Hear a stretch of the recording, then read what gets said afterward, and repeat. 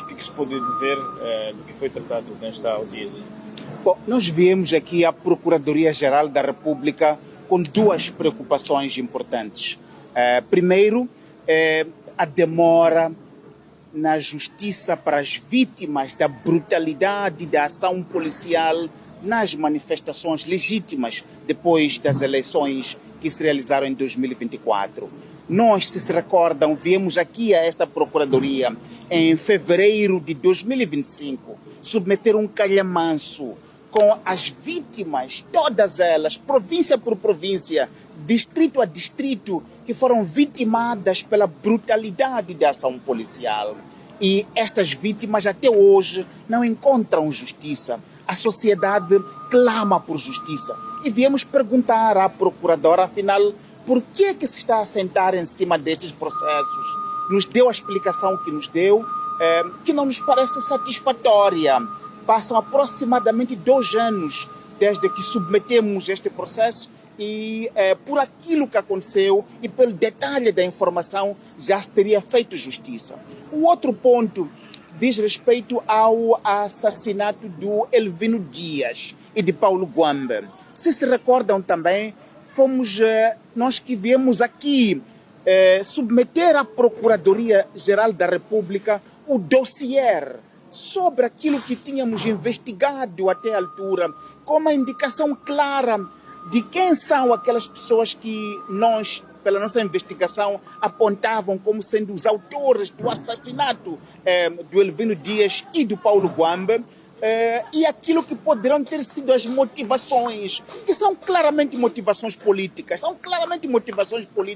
Não há lugar para que se considerem estas como motivações de natureza passional, etc. São motivações políticas, porque também há políticos que hoje estão na Assembleia da República que apresentaram um ambiente dentro do qual Elvino Dias foi depois assassinado. Mas apresentamos o dossiê e a Cernic nos disse que já tinha sido completo o processo, mas até hoje esse processo não foi entregue ao juiz, ainda continua na Procuradoria. Afinal, por que fica na Procuradoria e não vai ao tribunal? E num quadro onde nos dizem que aqueles que estavam lá naquela cadeia, na cadeia da Kim Il-sung, que quanto à nossa investigação é que estariam na origem dos tiros que mataram o Elvino Dias e Paulo Guambe, que foram transferidos para o Língamo. E o Língamo é um hotel, não é uma cadeia. O Língamo é um hotel. Por que é que as pessoas que dispararam para matar barbaramente a sangue frio Elvino Dias e Paulo Guambe estão a ser tratados como príncipes num país que chora por justiça? É o que viemos tratar aqui. Obviamente, queríamos ter tratado também o assunto de Manuel Chang, que já está cá. Como se sabe, ele foi julgado na América pelos crimes que ele foi lá cometer à América. Defraudou investidores americanos. E ele foi julgado lá, condenado a 8 anos e meio lá na América, pelos crimes que cometeu lá. Mas o crime maior foi cometido aqui em Moçambique, contra o povo moçambicano. O golpe maior foi praticado aqui em Moçambique. Então, queríamos ter perguntado à Procuradoria-Geral da República onde é que está este processo. Infelizmente, o tempo não foi suficiente. Havemos de voltar amanhã para saber onde é que está o processo de Manuel Chang, porque Manuel Chang tem que ser julgado aqui e nos permitir chegar aos outros do nível mais acima dele, porque ninguém tem que ficar impune neste processo.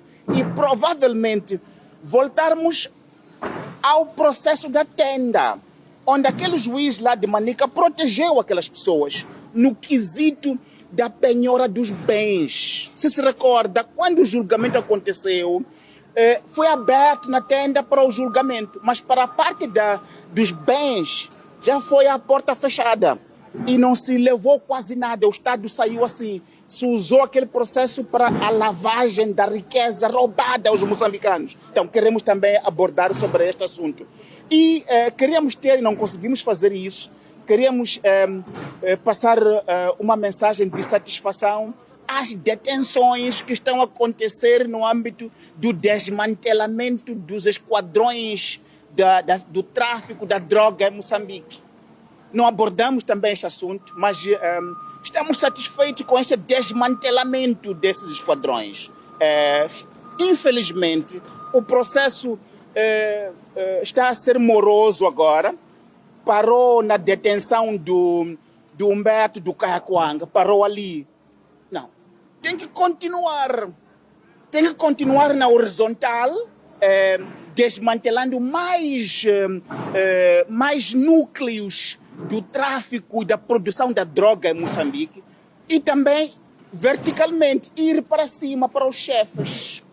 Quem são as pessoas que protegiam os operativos? E quem são os chefes que se beneficiavam num quadro onde, na altura da governação do presidente Nyusi, se falava claramente que os chefes, ao nível de topo, estão a beneficiar da produção, tráfico de droga em Moçambique. Então, queremos que esta operação que está a acontecer não termine apenas pelo Humberto do Kayakwanga, mas que vá horizontalmente para mais e para cima, para pegar aqueles que estavam no poder, que protegiam estes, que se beneficiavam deste tráfico de drogas que destruiu e sabotou e continua a sabotar a economia e a sociedade moçambicana. Os pontos abordados, sai satisfeito?